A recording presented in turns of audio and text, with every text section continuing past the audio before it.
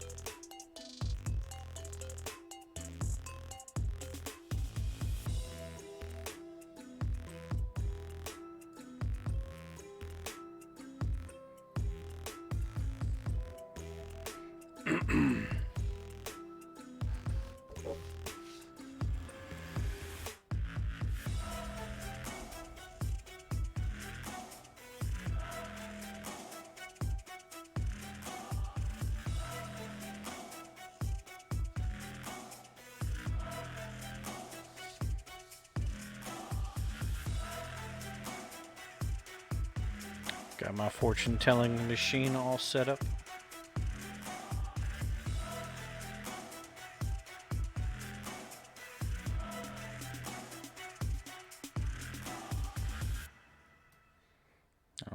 All right. What's going on, everybody?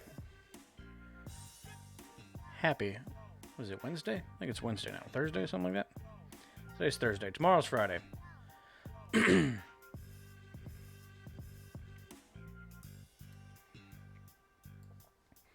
Hope everybody's week is wrapping up well. Red Market Day. We expected it. We knew it was going to happen. It happens. It still hurts, but puts a lot of stuff on sale. Gives us the opportunity to buy back in, pick up any stop losses that got triggered, and look for some new plays. I do love screening after a red day. Your wallet's bleeding? Yeah, my position list didn't look too fantastic when I left work today, but that's to be expected. It all comes back. It's not a loss until you sell. Just looking at the SPY end of the day. Looks like tomorrow's going to be a little bit of the same. You can see these candles are pretty much an identical set as to what we got at the close of yesterday. This bearish engulfing candle with a false recovery. Bearish engulfing candle, false recovery, and then it dips back down. I think tomorrow pre-market we'll see a little bit of a blip like we did this morning. It'll open red, tank a little bit, and then start to recover towards the end of the afternoon. That's our buying opportunity. That's our dip. That's where we make our money. Now we just got to know what to buy. Let's get to screening. Kind of doing a miscellaneous day today. I've already got a lot of the plays set up that I'm looking for. So if you guys have any tickers you want me to take a look at, please let me know. If we find anything surprising here, we'll add it to the list. I'm going to see a lot of repeat stuff screened tonight. Anytime you have a big red day like that, you'll see a lot of the tickers that you're either already playing or have already screened will pop back up just because they're starting to bottom out. HUSA, perfect example. Get it back to the daily chart. Jabberwocky, what's going on, buddy? BTC Sympathy, EBON. I scalped that. What was that? Last night. Sold it right at close, somewhere around 12 or something. She ran today again, didn't it? Simply Strange. How we doing? Look at UGRO. Get a list rolling here. We'll do some user requests. Recently uplisted from OTC. Those are always fun. Especially if they break 5 and they start getting technically out of penny territory and into the larger funds are quote-unquote allowed to trade them. It's a good opportunity. HUSA looks like it's still in a great position. It hit our price target and then some. Might be worth retrading here with this big-ass dip. Ran 2 sets of options over the week. Good gains, and it fell in today. Options still yeah, look at that. All right, so our RSI algorithm loves this. You can see that bottom border is holding strong. The RSI value itself dipped down. That gives us confluence with this weekly resistance line that we've got drawn from the last time we charted this, as well as that 50 EMA. We're putting HUSA back on the list. Might just pop it and pop out again. Pretty quick swing on that one. Probably look to get out somewhere around 311. If it ends up breaking out of that, though, we've already tested this 357 line. Could make a nice run to 4 with a long enough hold. This kind of ascending, broadening wedge you're seeing. It's these higher highs and lower lows, but still on that consistent uptrend. It's a nice strong bull pattern. If you held that long enough, I wouldn't be surprised to see 4 pretty easily within a month. HUSA on watch for that. IFMK doesn't look ready yet. Hoth, that one hit our price target perfect. Ran a little bit over it and then crashed. Took about a month, but that was a solid 50% return from the last time we looked at it.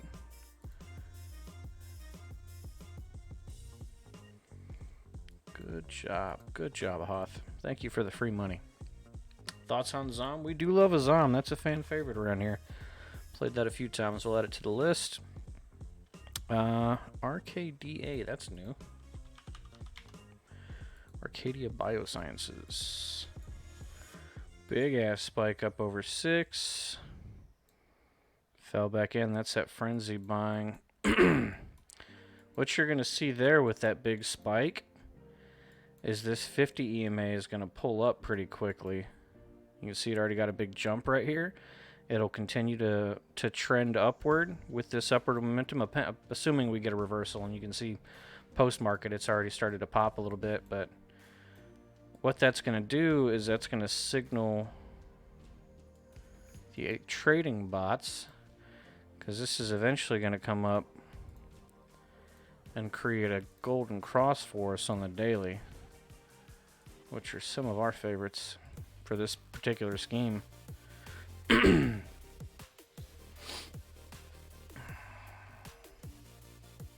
Fuck around and find out. That might actually be the result of an inverse head and shoulders here. See that left shoulder dip, right shoulder, and then it ran the inverse height of the pattern and then some. That'd have been nice to catch early. One of my favorites, ACIC. Simply Strange dropping the Prime subscription. That's a Amazon Prime subscription. For those of you who don't know, if you have an Amazon Prime subscription, you do get a free Twitch sub to the stream of your choice once a month. So, Simply Strange, I appreciate that. I think you actually promised that a little while ago and came through and delivered. So thank you for the follow through. Good looking out, buddy.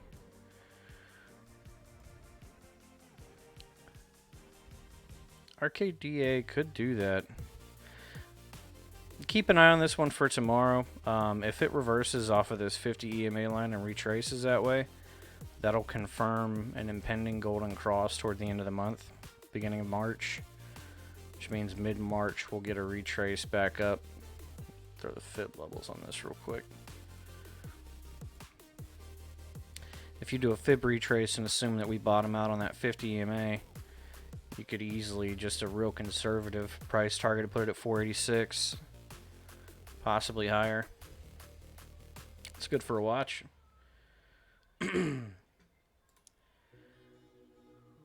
Jabberwocky, I appreciate the love.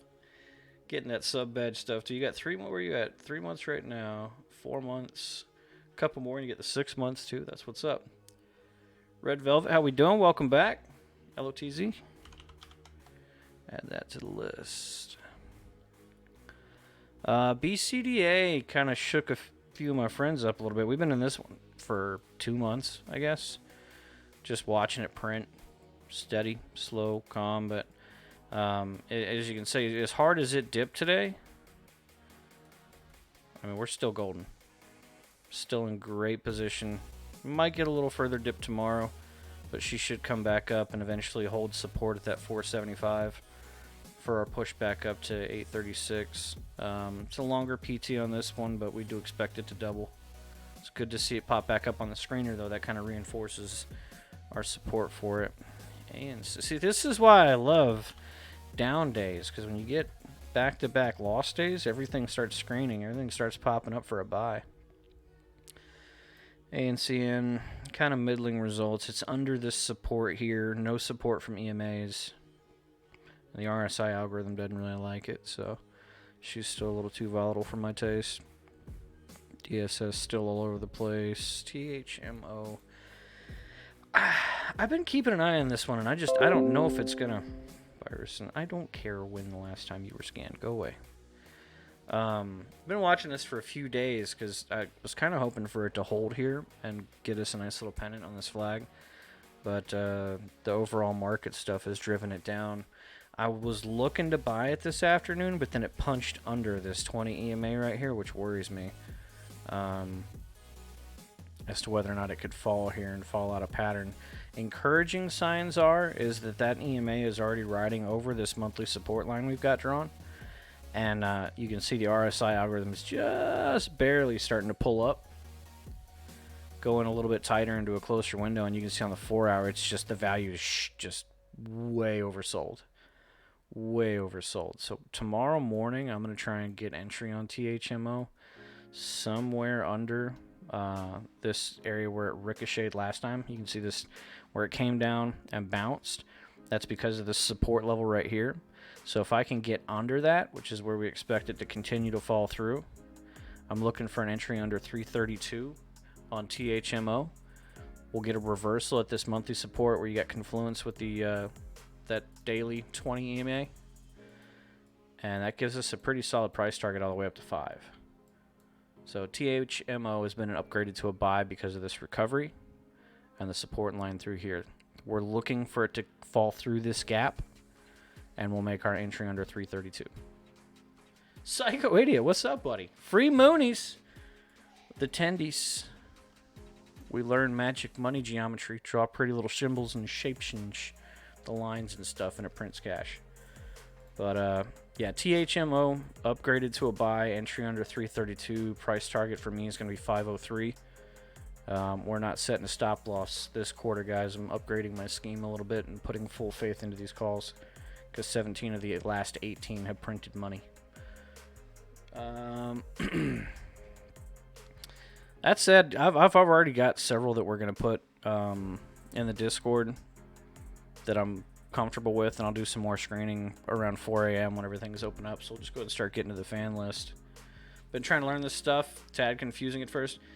Yeah, it's a different vocabulary. It's a different, language entirely. If you want to shoot me a DM on Discord, dude, I'll get you set up with some good information of a place to start from, so you can at least understand the basics of what we're talking about with candles and resistance and what these filled bodies versus the wicks mean and all that shit.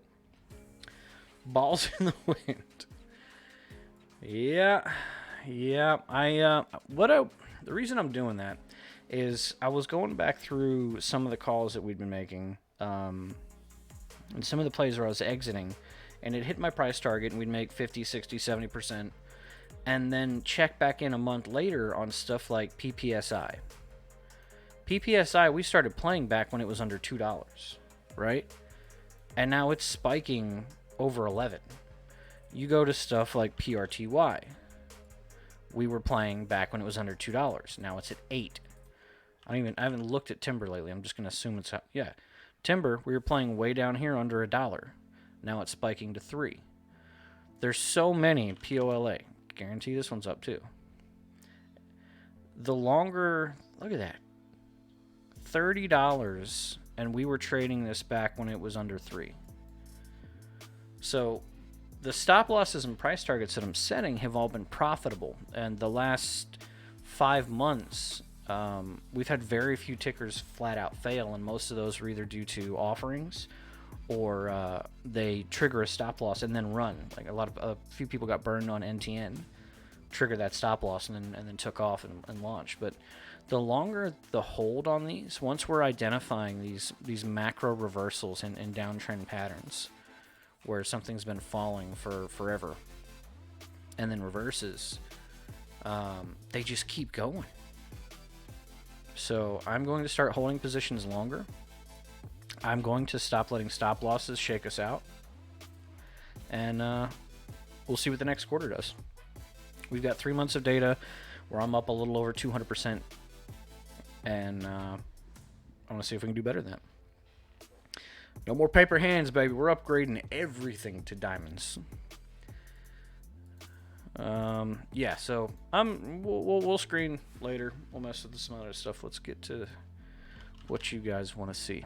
EBON, eBang, International Holdings.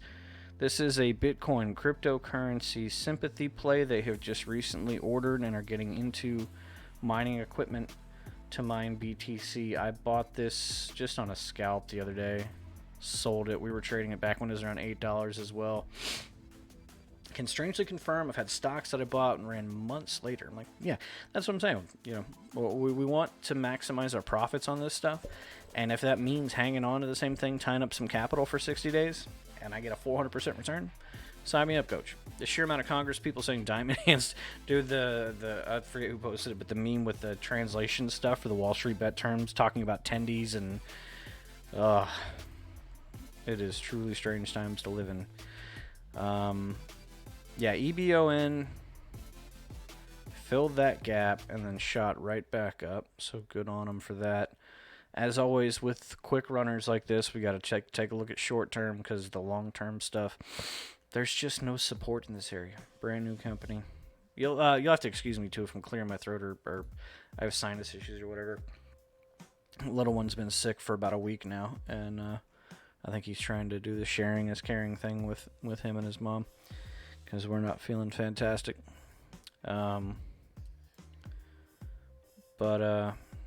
Yeah, let's start with a 4 hour. You can see it's already got this nice, pretty straight and even trend it's working off of. This is a double bottom here. So, you know, as the price came back down and tried to find where the lowest it wanted to be was back around its IPO price. So it double bottomed on this, and now we're coming up over all-time highs. If we can break out of 1473, that looks like that's what's giving it some resistance to those buyers back that way. Nothing real promising or negative. It's doing some kind of middling things after 895. It's trying to find a home. The bottom border, and again, this is a 1 hour chart, so you got to take it with a grain of salt because it is a short-term chart. The bottom border, this RSI pulling up, the algorithm pulling up, is saying that it is supporting everything at this price level. And why would it go down there? There's a possibility too for a lot of these getting manipulated. There's a better look on the 4 hour. You can see a sharp pull up on the bottom border of the algorithm to represent support here, and then it rockets again. So if we're trying to apply a similar theory of that where it pulls up and it's saying we have support here, that $11 is kind of the hard bottom area, maybe 1078.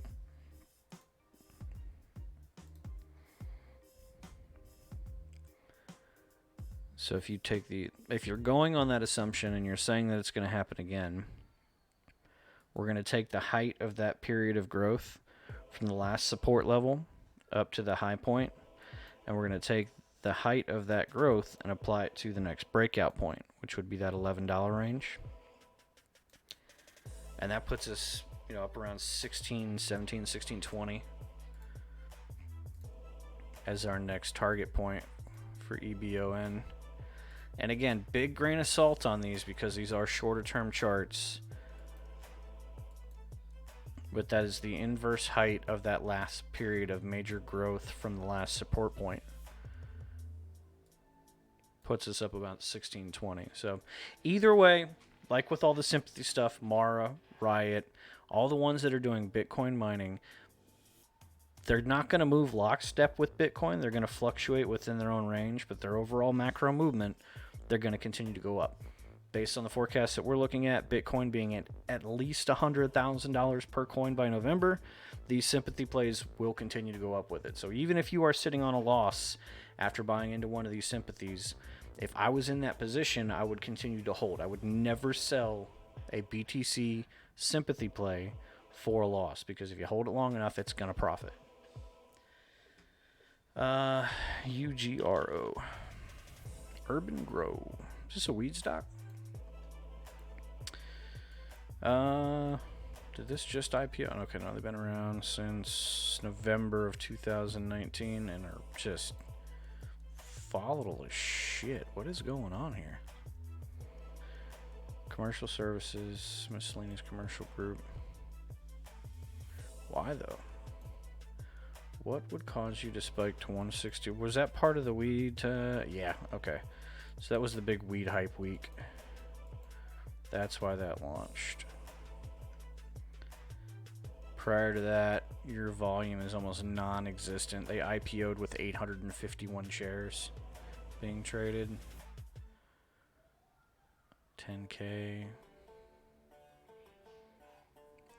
Prior to that, they just didn't exist in any kind of meaningful trades. Okay. They just closed an offering a day ago. That's good stuff. We do love a nice offering play. All right, so we're gonna ignore a good bit of that. Again, short-term stock, short-term trading. We have to dial it into shorter-term price ranges. Yeah, this thing's just weird. Because that fell 58. So they did their offering based on that candle. And if they just close the offering, let's say, did they dilute the shares in the offering? Was it a shelf offering or a direct offering? What's their market cap? Oh, they don't have a listed cap.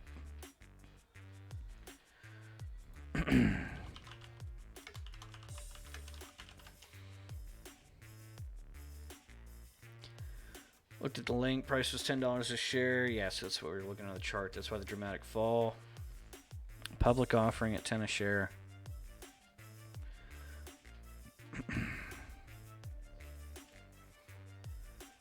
No, Urban Grow.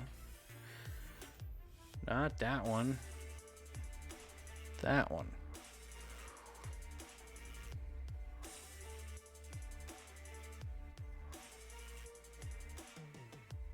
They got really low float, which is nice. Average volume is just not enough to do any kind of reliable TA or charting on it, to be honest with you. If we back it into 1 hour charts, get rid of this fib level, that's not going to do us much good. Stuff like this is really difficult to do any kind of TA on, because every bit of the movement for the price has been based on fundamentals or been based on news plays or hype plays. So all the data that we have to work with is artificially driven. There's nothing movement based about the data. So doing data-based analysis, not going to do you a whole lot of good, if I'm honest. In general, you're probably looking at, a 20% bump back up on this without information on market cap, without anything relative to the amount of shares that were moved on the offering. You really can't justify a reasonable price target outside of using something like float in this very recent history. Because it has low float, which is always nice to see, you should expect an increase there, especially coming back from an offering closing. But I wouldn't be looking for anything more than where it's traded here on that offering recovery. So if I were to play this, I would want it early. I would want it pre-market so I could scalp some low prices. It's going to be difficult to get an order to fill because of the insanely low volume. But anything better than 20%, I'd say you're doing all right. Either way, that one's going to be either a fundamental base play or a longer hold. That's not a typical swing play. Let's dive into ZOM, Z-O-M, Zome Medical Group. We have made 4 trades on this one, I think. since it was a baby. Yeah, so we've been playing with it for a little while now. It hit our price target and then went parabolic. And it looks like it's gapping back down to fill those gaps. Let's see what longer term stuff has for us. We'll actually do a proper chart on this one. I started using horizontal rays instead of horizontal lines because then it shoots them like from here. It shoots them from the point that I drew it from instead of having just a bunch of red lines going to peaks and valleys of candles, and I didn't know whether the data was derived from. So that's a nice upgrade. You can see it's finding support and all this fuckery that happened end of 2017, beginning of 2018. Looks like this one was probably our guy. Yeah, you see how the peak of this candle lines up perfectly where we're closed today, or where we're closed on that month. This stuff isn't coincidence, man. All this is data based. It's all data driven. There's no luck to it on a long enough timeline. We'll switch over to the weekly, try and get some more nuanced looks at it. See, we've got one here that the monthly would just show as a wick. And you see it trades in between those. It halts here. Data lines don't lie.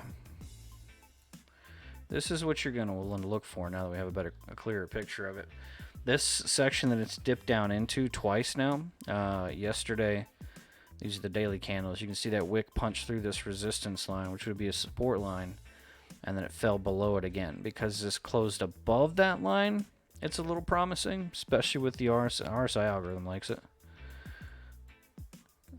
That dipped down to 65. I still think we got to fill this gap. I really do. I think it's got to come all the way down here. What that will do is that 20 EMA will come up. You'll get confluence with 20 EMA, support under $2. The RSI will bottom out there. It'll hit the originally projected support point right here. Look at that. Original PT here lines up perfectly with where that candle bounced. So I'm thinking it's trying to get back to fair market value. Dial it into the 4 hours so we can have a more smoother picture of it. This gap right here is what I'm talking about.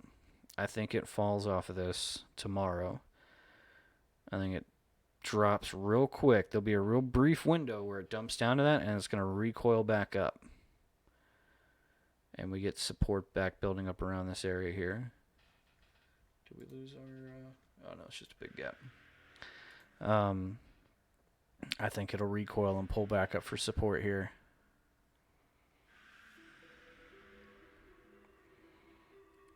That is not entirely bearish just yet. If it fell below this, like if it got down into the 180s, I'd be concerned. But I don't think it will. You see, all of this downward movement is... look how badly that volume's tapered off. Anytime you get volume, big price increases. Anytime anyone's paying attention to the stock, big price increases. The support point that it's at is butting up against all-time highs, right?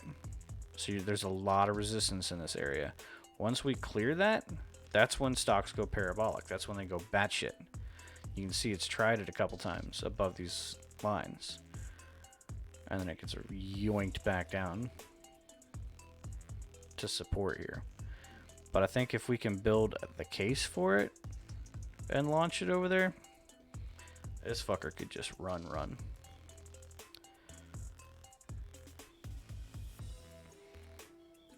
So yeah, I'm not gonna play it just because there's a couple things I'd want to look into a little bit more, but I believe ZOM is a buy. I would want it under this gap, like as the gap dips, anything to this midpoint at 206. So ZOM, Zoe Medical Group Corp, gap fills down, entry under 206, eventual price target at least to the next support points under 3, but I would expect this thing to consolidate around 220 and then launch to who the hell knows where. If you're going to say that this is the expected growth point and you really want to use this, and I don't, because I don't think this is a complete pattern. I think it dips beyond this and breaks that. But if we're going to say that's our breakout point, that puts your PT around 421, which should thrill people. You give them a $4.20 price target and you sound like you're maiming, but it is what it is. There's resistance. I'll bring that down. 420 for the lulls. But yeah, you can see it did it here. Shot up, gap down, consolidate and launch. Shot up, gap down, consolidate and launch. Make me a fortune teller, ZOM. Make it so. ACIC. Atlas Crest Investing Corp. Speaking of gaps and runs, and another recent one, IPO'd end of 2020. She's kind of a baby. These are those fundamental plays that are pretty tough to chart because they just don't make any damn sense on the price movement. But y'all see we got a nice wedge right here that proceeded to print this target price. And without charting, you just kind of eyeball this height goes here, goes to that height. And then immediately came back down. That choppy upward movement is a reason why it's getting these real long wicks. You're not building support. As a price moves up and you get nice steady upward and downward growth like this, like BCDA, you don't get as volatile a movement, but it's consistent. You get constant up and down. When you get these big spikes, you get equal and what should be corresponding downward movement. Kind of like a pendulum or a heartbeat. Next moves for this one, you can see it kind of gave it, so this bearish engulfing candle on the 4 hour ate up that one from pre-market on the 17th yesterday. That's where you're getting this upward momentum. So this is where your support would be, and that gives you confluence here with earlier in February, the top of this last pattern. So you could get entry as low as that, as under here, this little gap. If the macro market movement, like we're expecting the S&P 500 and the NASDAQ to tank a little bit tomorrow, if it drives that price a little bit further and pushes it under here, you get that gap. There's the 1 hour. You get a better look at the steps that it's taking. They do look a little bit cleaner on there. I do like that. More consistent. So yeah, you could set a trend line on that and kind of operate off this. I'm going to ignore that wick just because it's the 1 hour. But I think it could bounce down to here and then pop back into pattern.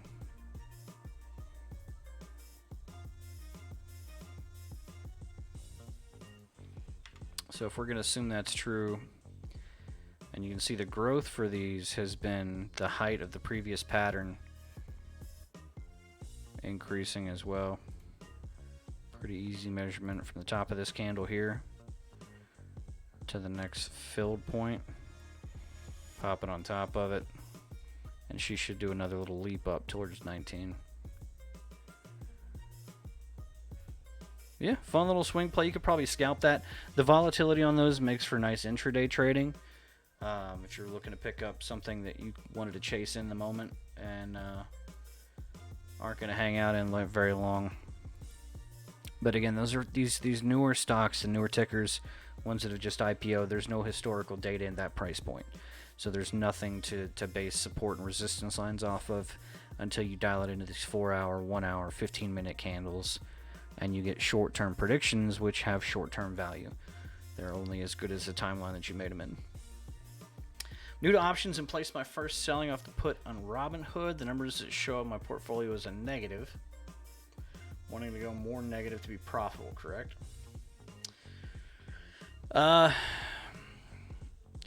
There are several defining statistics and that determine the profitability of your option, and they're referred to as the Greeks.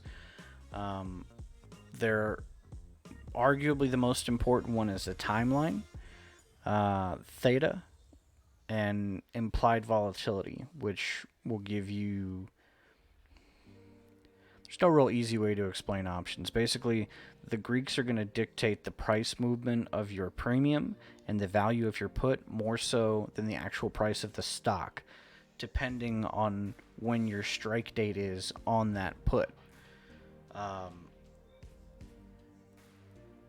Wanting it to go more negative to be profitable. Yeah, so if you have a put, you're betting on the price of the stock going down. The further it falls, the more likely you are to be in the money and to recoup the value of your premium and then make a profit on top of that.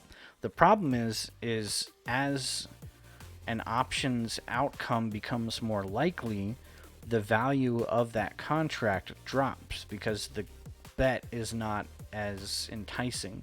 The odds aren't as nice, so people play it less. So you lose interest, you lose open interest in that option, driving the cost of your premium to the point where it's going to outweigh the gains that you made on the price movement of the stock, barring that stock price not dropping far enough to cover your premium. Air Jam, what's going on, bud? Do you still have any plans with Ston or Zell? Yeah, we need to get to those too, because Ston's pissing me off. Definitely Isaiah, I'm still in. We said that your portfolio is negative, not the put. Yeah, Jabberwocky, it's especially on Robinhood because they display their options that are weird. But actually, I think it's in the Discord. Let me find it real quick.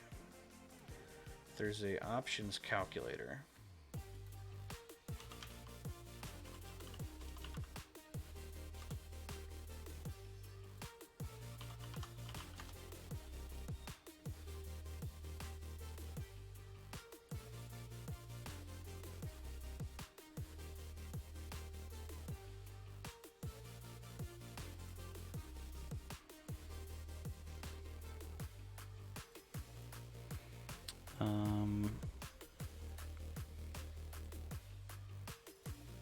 So you're going to want to select which... I'm assuming you're doing a naked put or a long put. But go here, and you can enter the parameters of the trade that you took, and it will give you a spreadsheet of when the most profitable points based on the strike date of the option that you've selected are.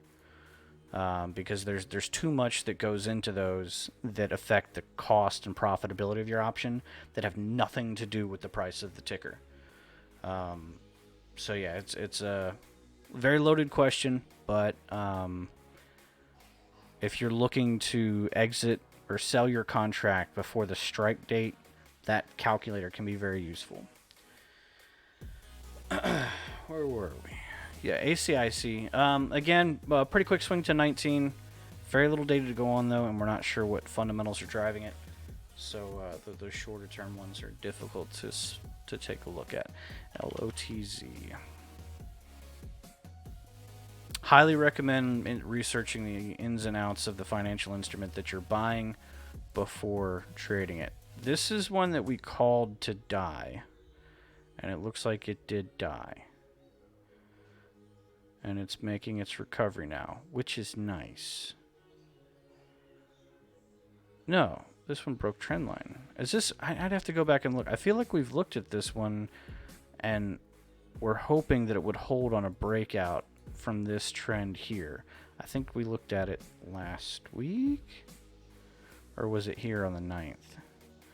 This death cross is what worries me. This golden line coming and hitting the 200 MA, and it didn't do that.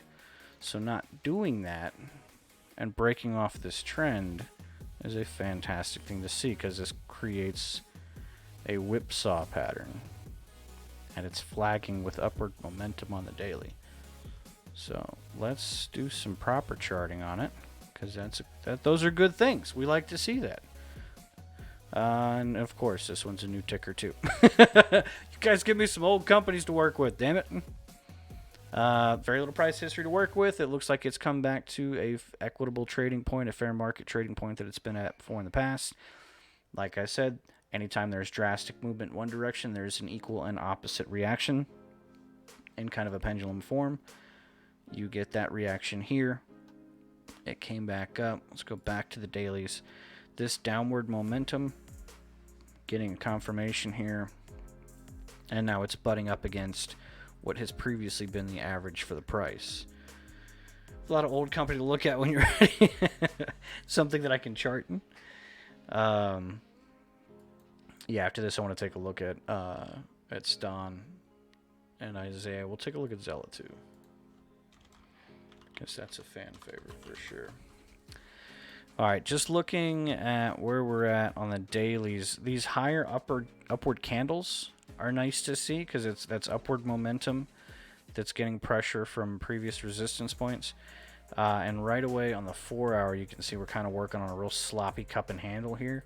What I like most, though, is this broadening pennant that you see there. That's a fun thing to see. It's usually bullish.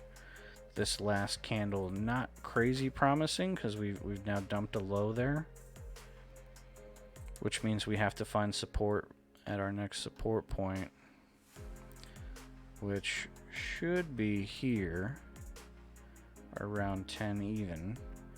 That coincides with this moving average, so we have multiple points of data that support that. But once you back it out into longer timelines, there's really not a whole lot holding it there. So if it breaks under 1023, the bottom of this filled portion of this last grouping of support at this level, it could dip all the way down, which is not a bad thing. It's that would still be in pattern if it dropped all the way down to the 970s. Still keeps it a bullish trend, but you don't want to see it any lower than that. This flag is your most promising thing here. Let's assume it holds support there. I kind of don't think it will because the markets are going to be red tomorrow, but let's assume that. We take the height of that growth, and she's going to pop back up 1217, and that agrees with the last point of support, which would be the IPO date back in January. So that's kind of cool. Anytime you have coinciding data like that, it's promising. What I would want to see tomorrow, I would look for this as a Monday play. If I were getting in this trade, I would look for this as a Monday play, where tomorrow I would want to see it close above 1023, regardless of what happens here. If it dips, that's fine. Don't really care. Where it closes the week out, if it can close over 1023, I'd look for a buy on Monday because I think it's going to push up. You at least get like a 20% pop here, and it's going to go up for the next support point because this is where it's looking to hold. If that cup and handle is correct, that agrees with this flag. All right, check that out. Confirm your data with other points of input. That's important. But this one rejected the death cross, which is a great sign. It's held above this bullish reversal here, which is a great sign.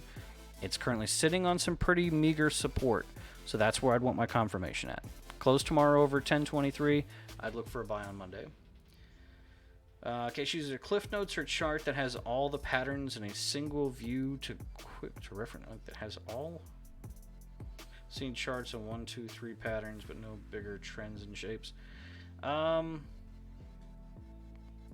mean on like longer term stuff? I'm not sure I understand the question. If you look at big macro trends, like this is the monthly on BCDA, and this is kind of why I'm so bullish on it. Each one of these candles represents a month. You can see how it tested this resistance line at 475 for months and was just getting bitch slapped every time it ran up out of it, and it dropped, and then you got that equal, extremely reactive jump again, and now it's coming back out of this. If we can break that, it's an easy run to 8. Bluebird Bio right now. Yeah, Panda DD, you got a ticker for that? We can throw it on the list to take a look at. Yeah, Red Velvet anytime. Happy to take a look at this stuff. Wants to be able to reference fuller patterns like a cup and handle. Is there Cliff Notes or chart that has all the Oh, you mean like a cheat sheet? Yeah. Investopedia.com is my favorite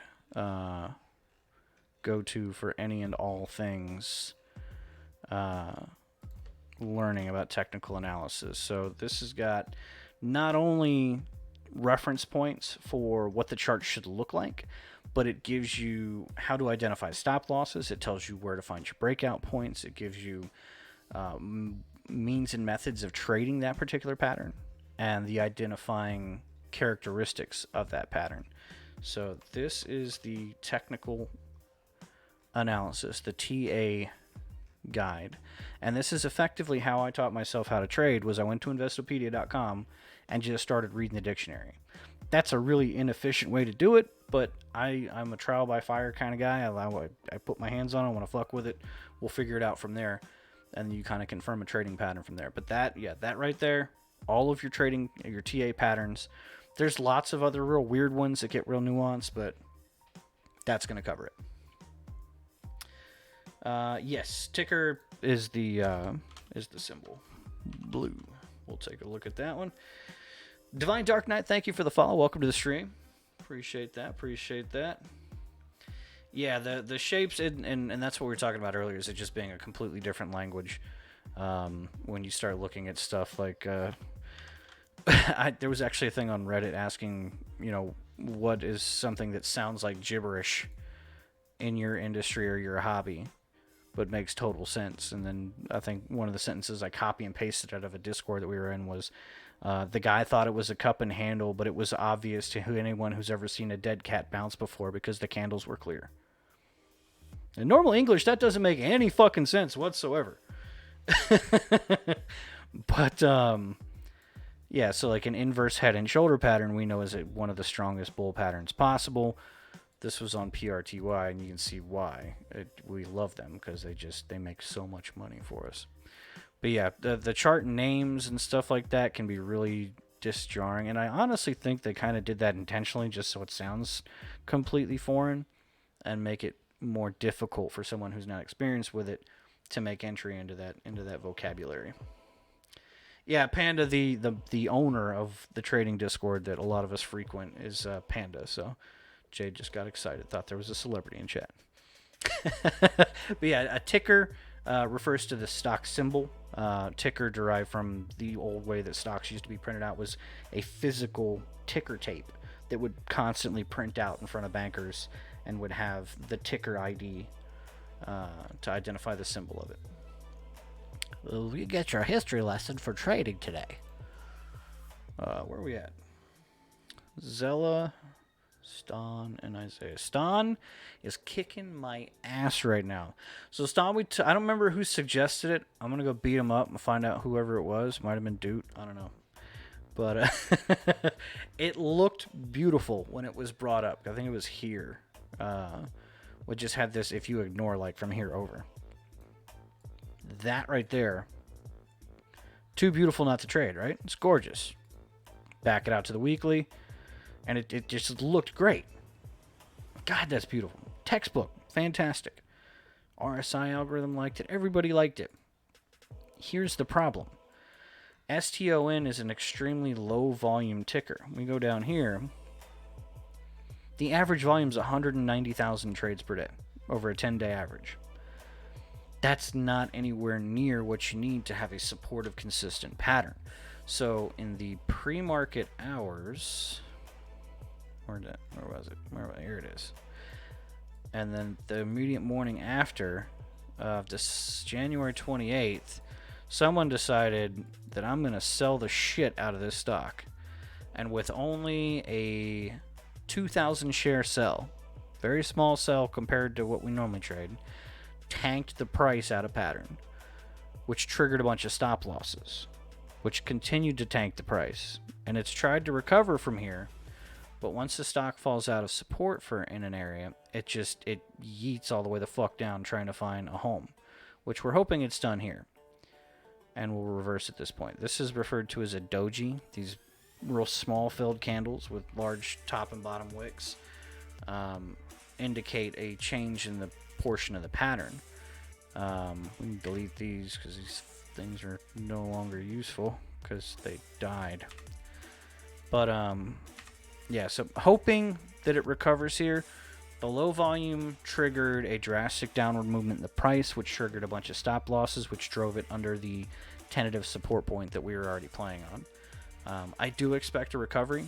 The algorithm expects a recovery. It just everything points for this thing recovering. At what point that happens, we don't have a confirmation yet until we get a bullish candle to confirm that reversal. Ticker blue, I think, is so basically in a massive dip this week, and analysts kind of predicted the average is like 34 a share. It's at 27 a share. Okay, yeah, we'll take a look at it and we'll go over the differences between price target forecasting and the shorter term movements that those work within, because those longer price targets you see from analysts are always macro, meaning long time further out. Isaiah, kind of the same thing. That big ass SPY dip when the NASDAQ and Dow took a dump on the 10th, pushed it out of pattern. And this is a weakness to the trading scheme that you guys see me work within. Is I always try and buy at the bottom of patterns, right? I always try and buy at the very extreme edge of a trend. And that's typically very productive because you're, the lower you buy, the higher you can sell. But when you get into situations like this where I have now bought the bottom and then something outside of that stock's specific movement forces it further, it breaks that pattern and then it has to find new support. It has to find something new to do, which has been the case with Isaiah and Ston. Good thing about Isaiah is it has higher volume and it has more support points for it to draw upon. So I think we're going to get a reversal pretty quickly. I do expect tomorrow to be red, though. So if Isaiah dips below 405, it will shit its pants all the way into 3.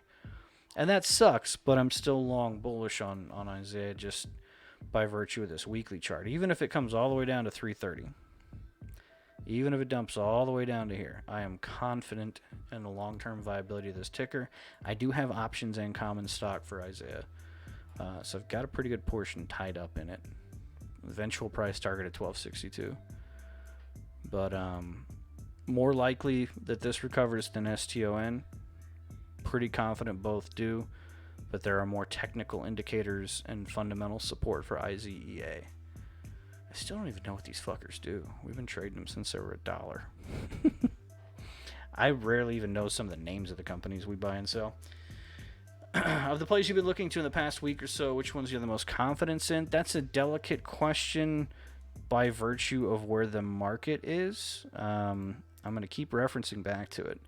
As these macro market movements affect your trades, they're going to fundamentally change the price movement that you expect within these shorter term patterns. If I had to, gun to my head, say I am the most confident that this, it'd probably be BDR just because of where it's at right now. It's still got plenty of room to fall all the way down to this under 150 here. Honestly, this longer term trend line is what I'm playing, and I've been playing the swings on this thing. You can see the crazy volatility of this, but if I had to pick one that this is my moneymaker, it's gonna be BDR, just because it is so batshit crazy.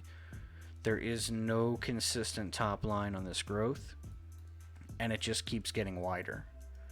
So, unless it falls out something wild, which there's just way too much support in this area for it to do, I would say BDR. If like I said, gun to my head, I had to sell all of my positions, it would be this one, and solely for the volatility.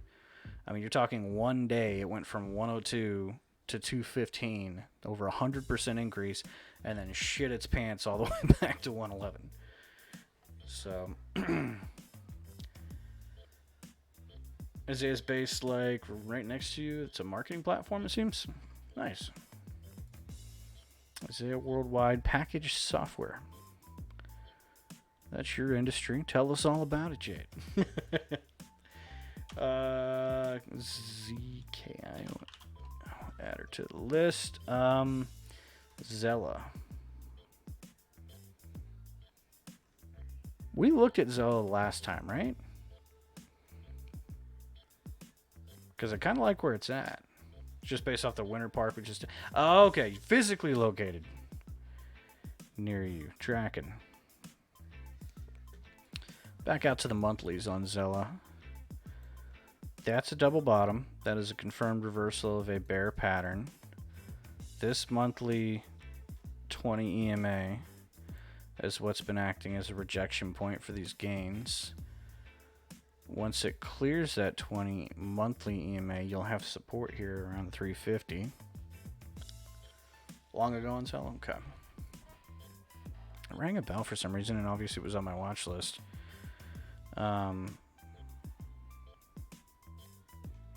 This is nice.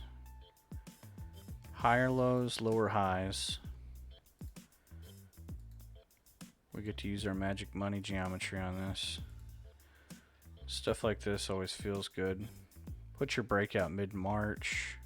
Let's go to the daily and see how they swing. Look at that. Look at it.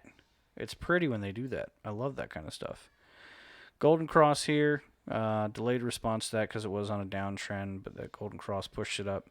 Stayed within pattern. Let's pick that up just a hair. Stayed within pattern.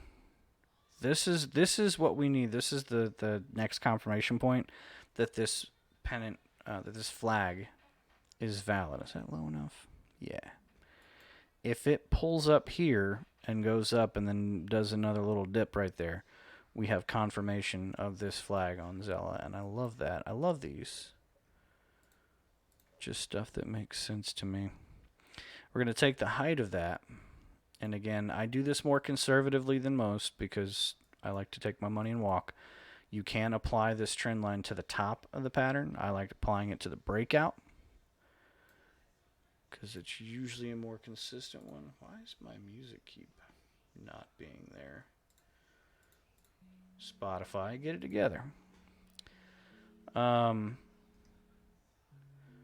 conservatively,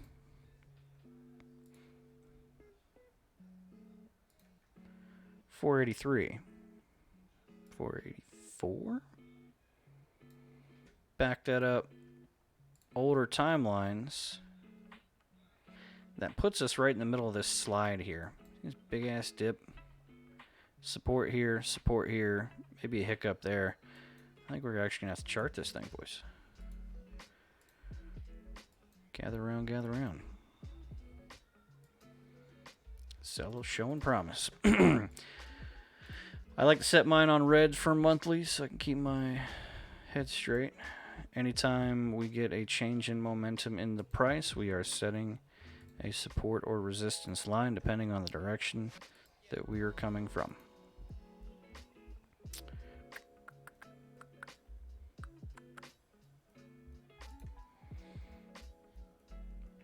These rays are nice because they give us the point of origin from which we drew that data point from. Dial it back into the weeklies. Pick up anything that the monthlies miss. We're going to grab that little hiccup here. Change it to blue so we know it's a weekly. The shorter term a supported resistance line is based on, the softer that point will be, if that makes sense.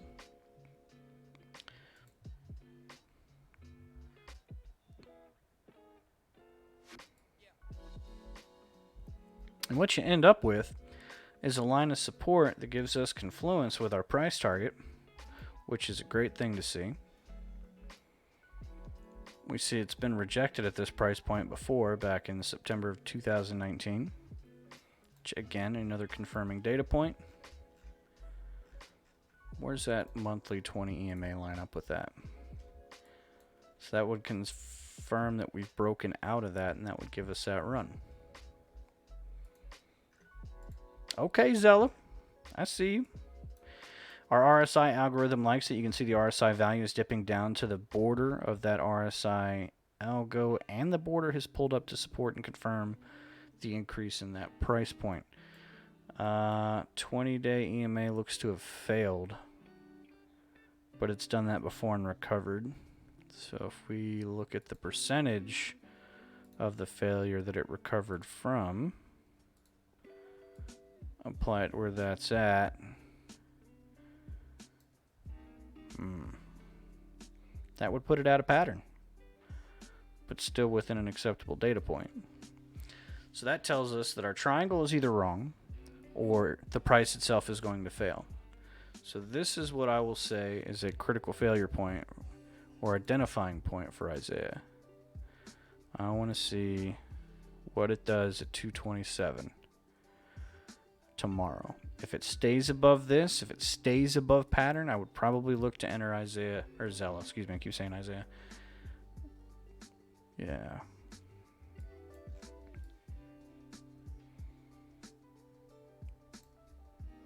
That works for me.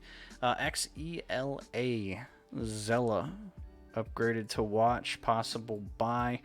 We're going to look for the failure point under this 20 EMA to reverse above 227, confirm the bottom point of this flag.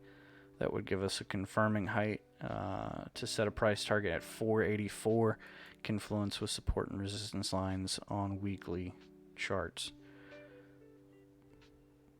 I like it.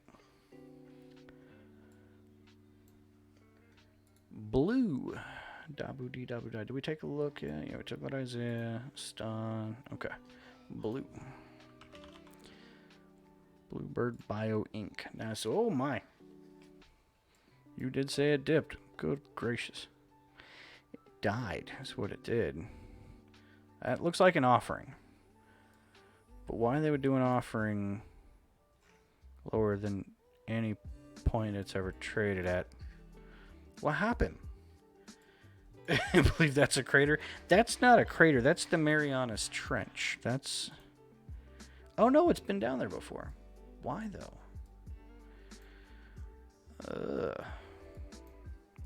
That's called a bull trap. Yikes. It double topped on the monthly. Shit its pants all the way down to its IPO value.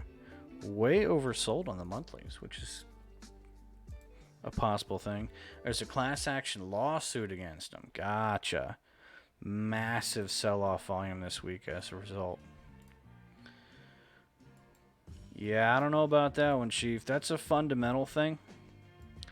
You could throw a small position at it for a possible recovery if they get the case dismissed or something.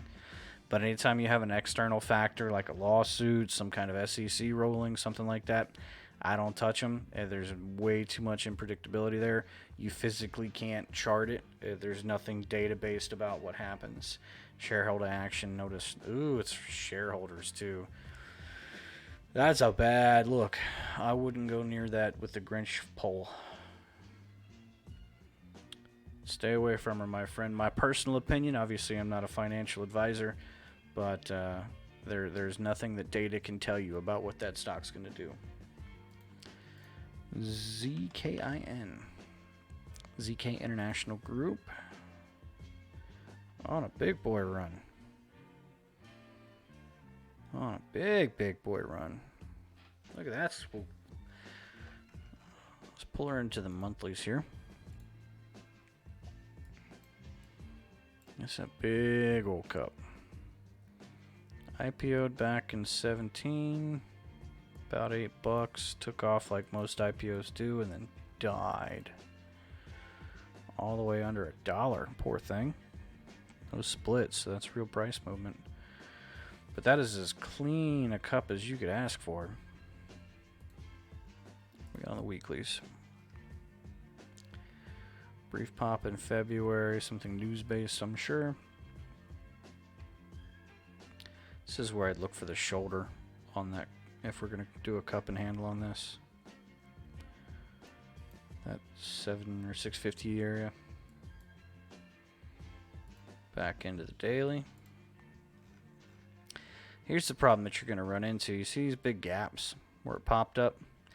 I got a feeling this is coming down. And again, this is independent of fundamentals or anything that's going on with the stock that is driving this movement. I guess they have nothing exciting about earnings. We're going to play Zella as a cup and handle. Stop loss hit around 20-day EMA. Take a look at YCBD. Higher float. Look at it typically. Okay. And, you know, high float doesn't always mean bad. You just have a lot more volatility potential there. So the higher the float a ticker has, the more susceptible it is to different factors, things that the stock does not inherently have anything to do with, macro movement in the market especially. ZKIN, if I were looking to play this, it would be trying for that big ass cup and handle that we saw on the week, because it's a very clean cup. Anytime you have a very clean beginning of a pattern, that usually will result in the secondary portion of that. The issue here is you have gaps in the growth of this right shoulder, which means it could fall through these and dump all the way down to 4 something, which would break the pattern. So until you got some consolidation going on, because even on the shorter term ones, it's not real sure what it wants to do. What's the volume on this thing? Average volume's over 1 million, that's fine.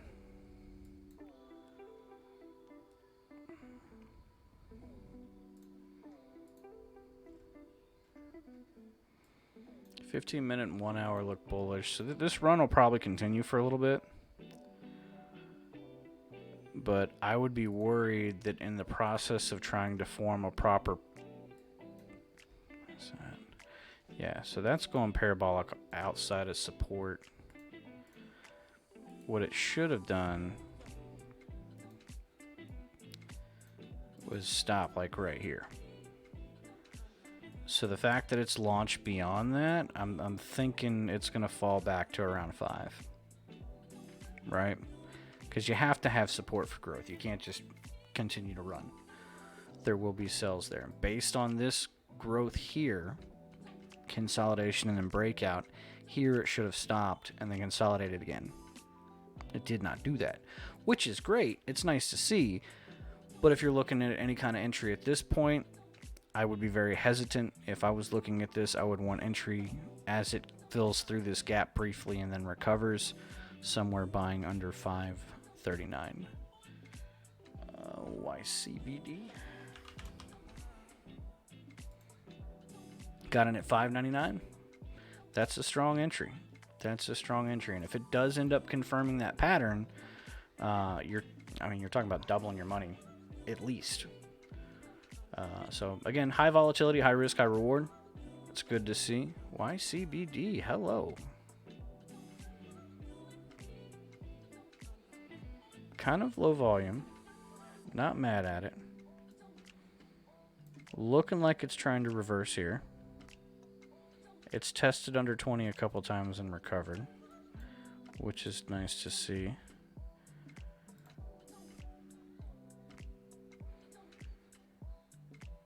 Massive dump in earnings, which is what killed the price. They whiffed pretty hard on it. So they had some earnings hype and it just shit out. But you're still on trend line. Let's chart it. Let's take a look. Backing out to monthly candles. Kind of a newer ticker because you guys hate me for some reason. I thought we were friends. I'm here to help. Get our color scheme right. Monthly resistance and support, 626. We're just going to call that continued movement to here.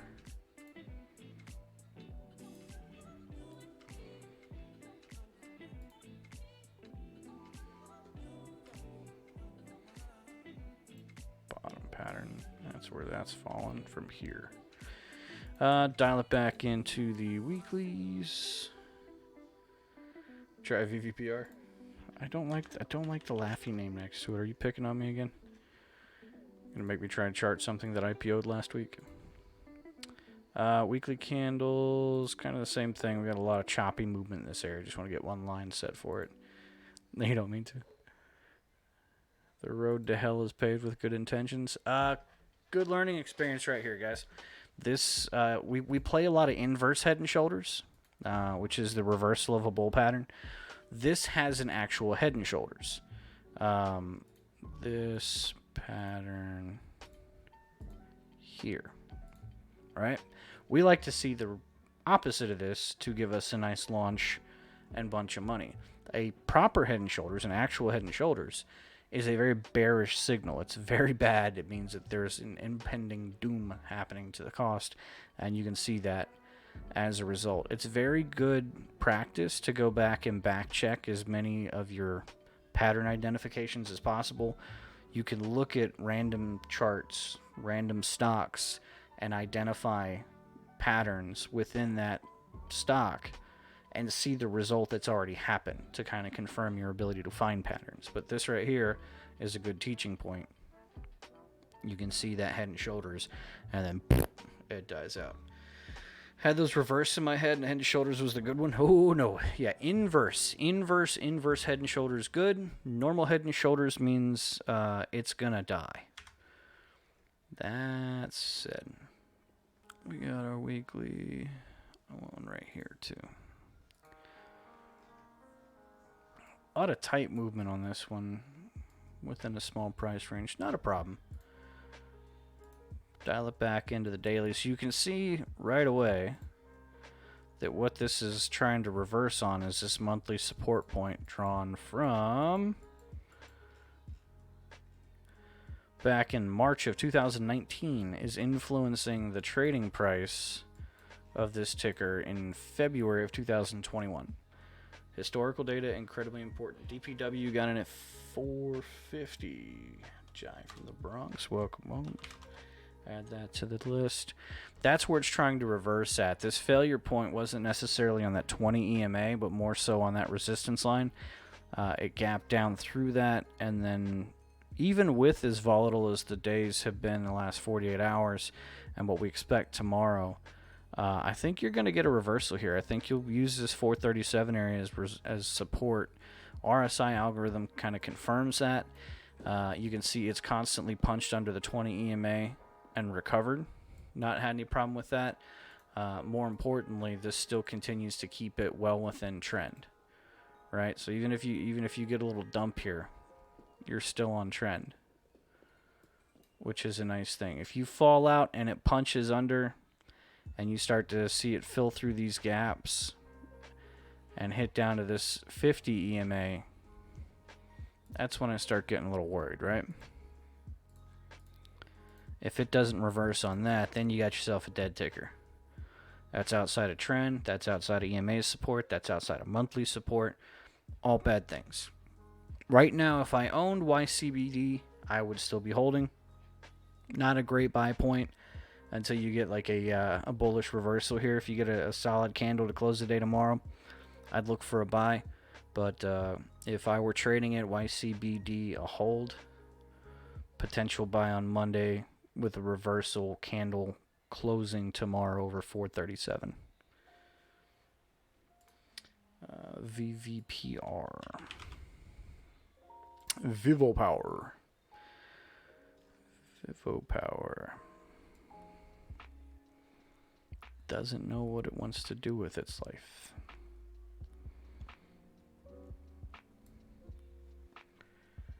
Data. Look, see chat. This is history. All right, I can chart this. I know where it's going because I know where it's been. Not particularly this one because it doesn't really know what the fuck it's doing. But it's a utilities. Okay, so caveat to utilities. This includes oil, gas, coal, solar power related utilities, anything that has to do with energy is a very fundamentally driven market. And the data representation of that is all of this shit. There's nothing consistent with it, right? We got a decent uptrend here, dies. Decent uptrend here, dies. Decent, well, I don't know what the fuck's going on right here, dies. Decent uptrend, crazy spike, dies. There is very little consistent movement to anything energy based because it is so susceptible to what's going on with the industry that it provides for. What we're seeing here, let's back it up to monthly so we can get a better look at it. What we're seeing here is a company that IPO'd 2016, hasn't done great, and then midway through the fall of last year, for whatever fucking reason, probably got a contract or something, just goes nuts, right? No data to support it, no reason or rhyme in terms of a mathematical standpoint, just went batshit. This flag right here, gorgeous, damn near textbook, love to see it. Looks like it's completing on that. I think it's still got room to move on that pattern. Let me take the filled portion of it. She's a $17, $18 ticker, just based on that monthly look. You're taking the height of the flagpole, which is the period of consistent upward growth, and applying that height to the point where that pattern ended. We're just going to set that up there just so we can check back in 2-3 months and see if she's around the 1766. Dial in a little further into the weekly, get a better look at how fucking nuts this is. It came up and hit that point, right, and immediately came back down a couple times. So I'm saying that's the current fair market value of this ticker is around 17, 18. This uptrend right here could fail because this is what can be referred to. It's not as smooth as you'd like to see it, but a Adam and Eve pattern where you get Adam, which is a big singular spike, and then a smooth, consistent downtrend. All right, that's an Adam and Eve. That is a bullish or a bearish pattern, indicating long-term downtrend growth. If that's the case, we don't have any consistent support here because all this choppy bullshit. She's probably back down to around 10,950 in this range. After it punches through this 50 EMA, continues to fall, looking for support on the 100 EMA, which it's done every time it's fell. Every time it falls, it reverses on this 100 EMA. So I would expect it to at least do that. Doesn't necessarily make it an overall bullish pattern. If you look at the macro long term, right? It continues to fall, meet up around here, and you can continue to test all-time highs. That's fine. It's a longer hold, but you have the volatility of an energy stock and what I believe to be a bearish pattern here. Yo, Az, what's up, bud? Pro tip, the best stock advice I've ever gotten in stocks, always go up. All stocks, always. Anyone who tells you is different, a liar or lunchbox plays. Words of wisdom, copy and paste it, screenshot it, clip it, put in your reference points. The man knows what he's talking about. Happy to, Jade. Az, what's up, buddy? Good to see you. Good to see you. Speaking of stocks not always going up, if SPY closes under 388 tomorrow, that's a bullish or a bearish reversal. And she's going to dip to like 350. You heard it here first. Yeah, dude. Appreciate you checking in. Appreciate you checking in. I hope your week is wrapping up well. What are we on now? DPW.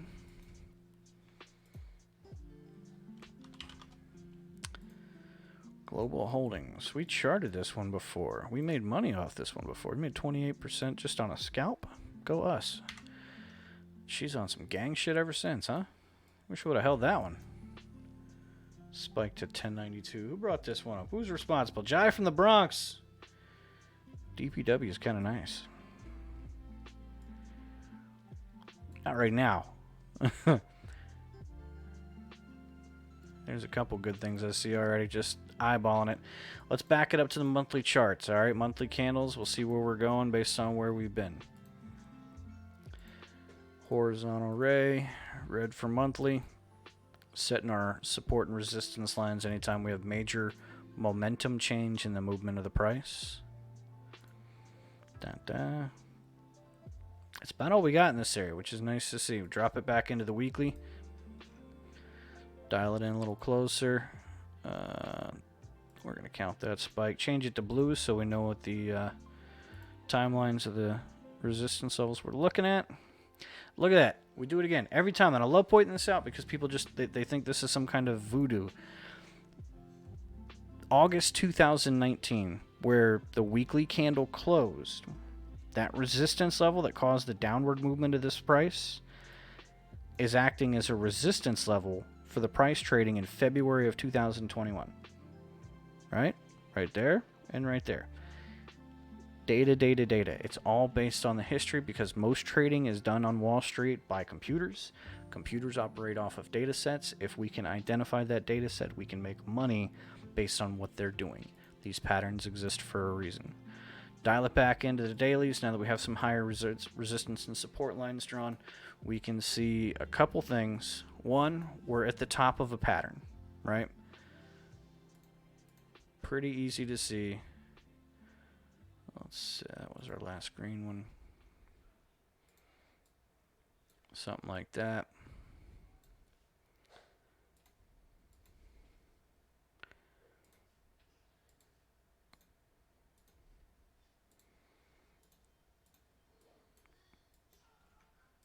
Make those stand out a little bit.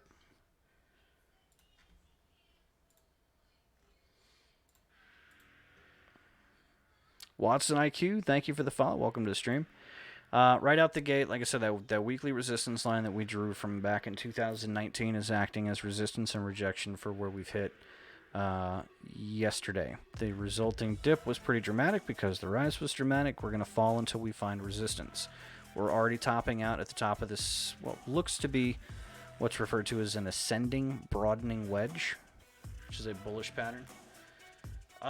It started as a curiosity, turned into a hobby, and is now looking like a retirement plan.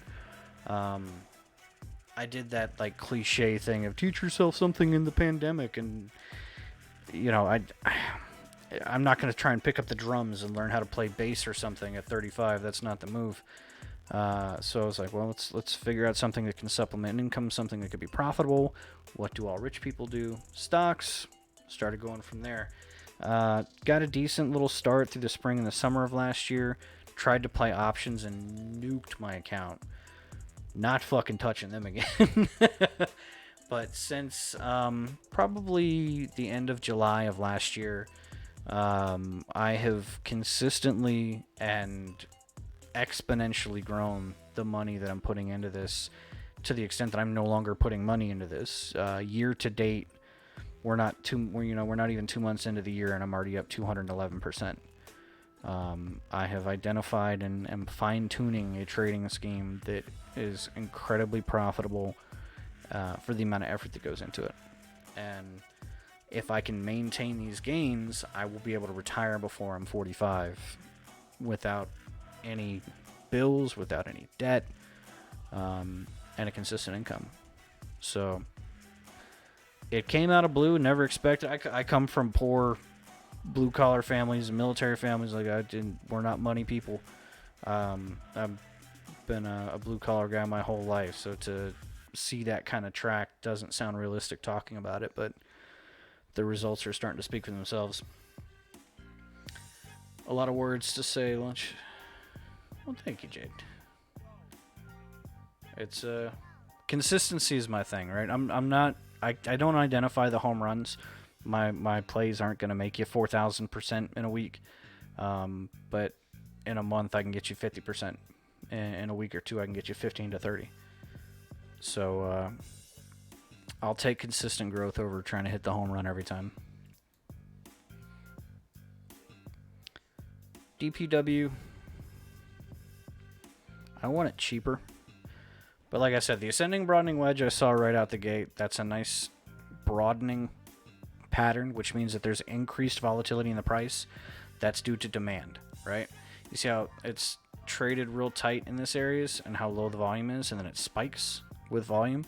Same thing here. We're seeing an increased volatility. A widening of this wedge is based on the volatility, or based on the volume. More people are getting involved in the stock. The more hype you build, the more value is implied. Nice things to see. Second point is a possible, I'm not going to call it imminent yet, a possible golden cross, which is the 50 EMA. Like right here, that'll probably stay below trend. Yeah. The 50 moving average crossing above this 200 moving average, our blue line here, Anytime that golden cross happens, trading computers identify that as a drastic change in the momentum of the stock and they want to buy. So upward movement will create that condition, and that condition then expands and exponentially increases that momentum. Last interesting one was INFI.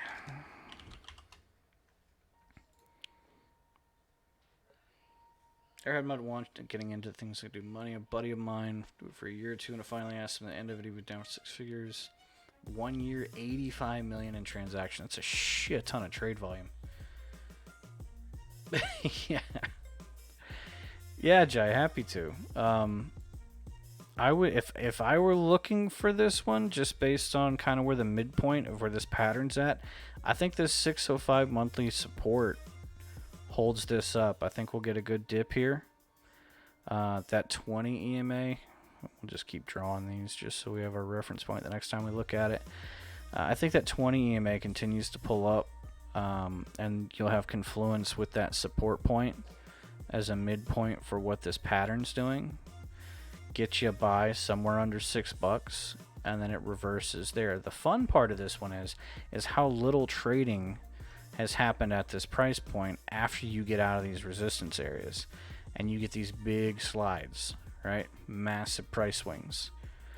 And just because there's a resistance point there and it's been rejected there before, and there's a psychological value whenever you change to like a double-digit price, people get weird. I would set a price target for DPW right around 994, just under that. And you're gonna see some dips and swings. It's probably gonna run up to 7 to here again and fail again. You'll get a little flag built and then continue that run. So mid-March, price target for DPW just under 10. About a month to print. But I think she's in good shape.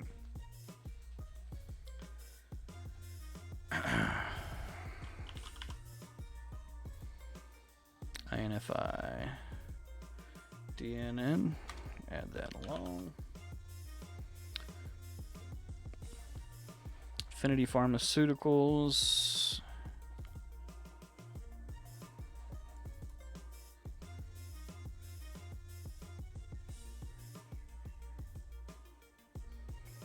Big volume sell-off.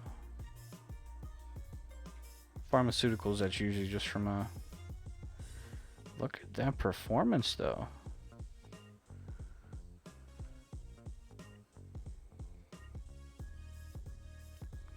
Failed earnings, but since then has been on the money, outperforming expectations. Volume's good. Growth's good. Algorithm likes it. Let's dive in. Check that out. These big gaps you really like to see. Anyway, get our raise. Red for monthly. That's your momentum changes.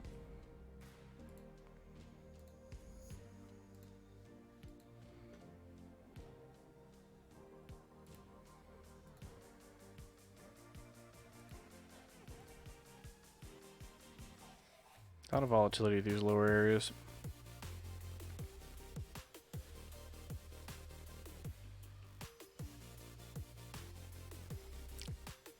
Pour back into the weekly, trying to identify some of the more shorter term ones that we might miss. Again, looking for the momentum changes in the price of the stock. Some of the monthlies don't always get these picked up. That's just from the wicks. This thing tried to build support based on a 2017 number. Back into the dailies.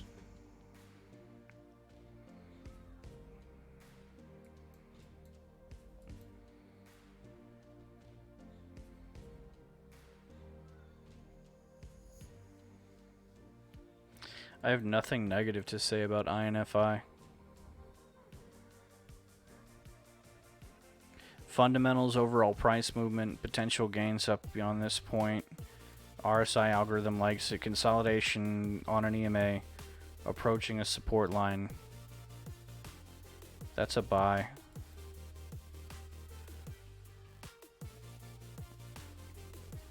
I'm going to use that weekly flag that we kind of identify here.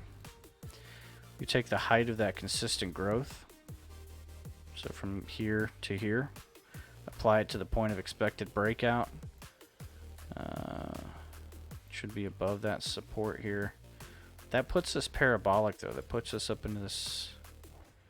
No. Okay, so that would close there. Setting this price target based on the height of that growth here gives us confluence with those resistance lines. That's going to take a little more time because this is based on a weekly chart, weekly candles. But that's INFI upgraded to a buy. Entry under 381 under the 20 EMA. Looking for a reversal confirmation at 353. Primary price target is going to be 521. Longer price target at 647. Getting rejected by longer resistance from the monthly candles. Put that on watch. I'm going to look for a buy on that one tomorrow. Good call out.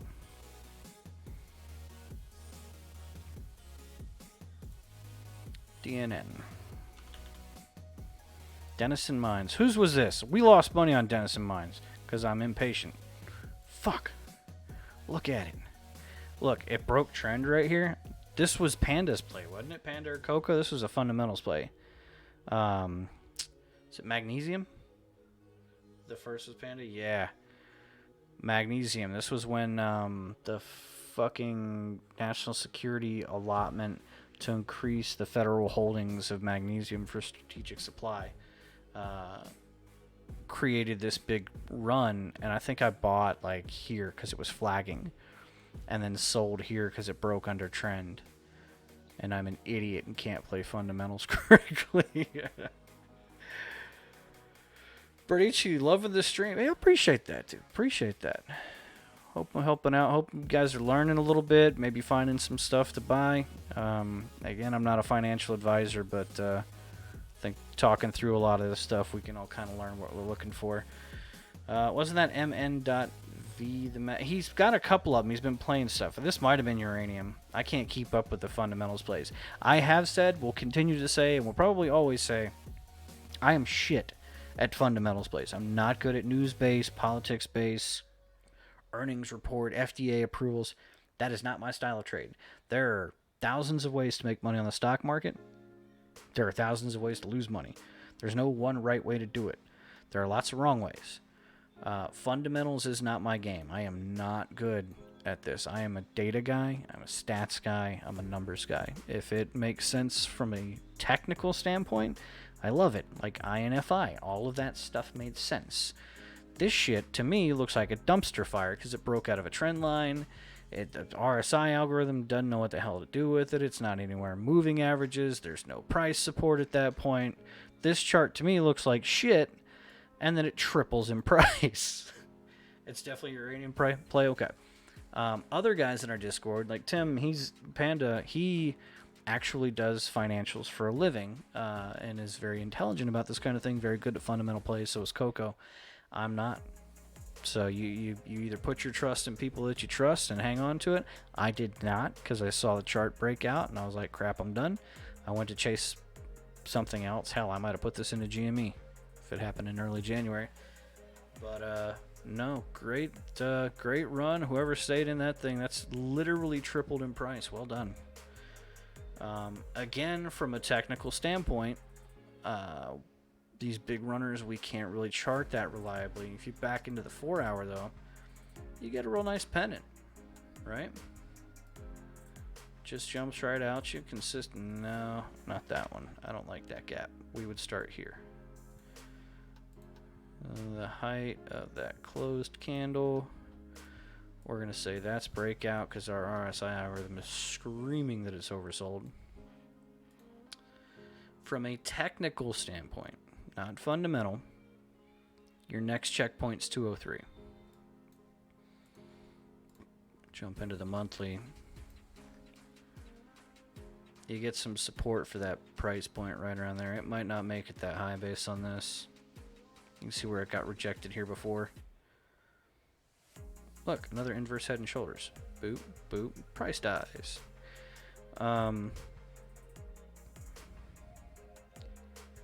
Yeah, 203. But again, this is a fundamentals play. This is people smarter than me. Figure out the company's valuation, demand, and all that stuff. That little one's coughing up a lung in there. This medicine's wearing off. Ain't nothing more heartbreaking than a sick kid.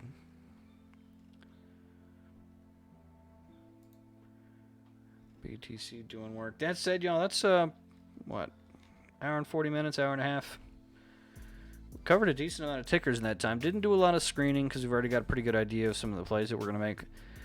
Tomorrow's going to be confirmation of a lot of those. RCTM, what the hell's that?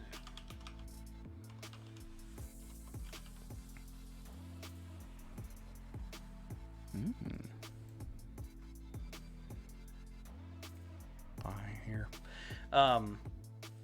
Yeah, covered a lot of information, got a lot of y'all stuff taken care of. That was kind of my goal tonight. Was a lot of people have been looking for different charts, and I've just been behind on getting things back to people.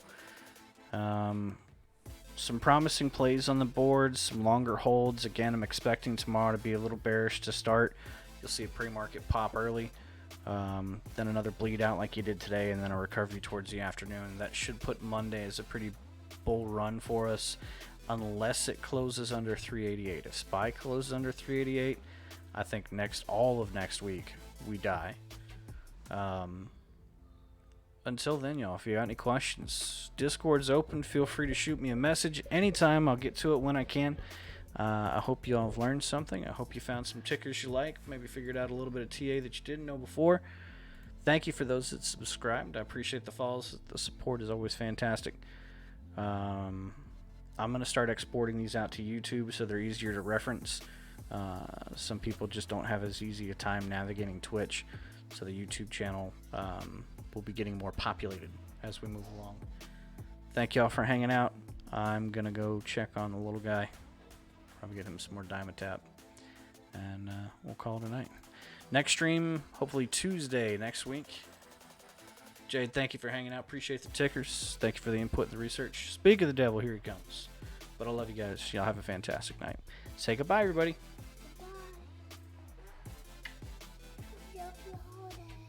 Happy holidays. Bernie, you thank you for the follow there at the end.